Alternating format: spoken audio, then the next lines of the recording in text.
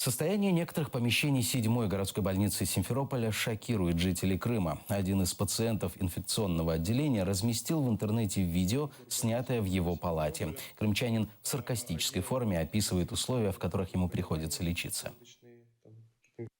Здесь просторные комнаты, светлые стены, очень чувствительные розетки, когда в них что-то включено. Вот, слышно, как ток идет по розетке. Эта розетка у нас называется Вико. Хорошая, наверное, розетка. Вот.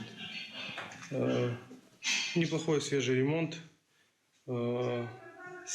Большие панорамные окна. Не дует. Все отлично. Вот. Также здесь есть в палате ванна, которой можно воспользоваться, если что. Шкафы какие-то, места тут дофига. Вот, вытяжки закрыли, чтобы не дуло, о нас позаботились.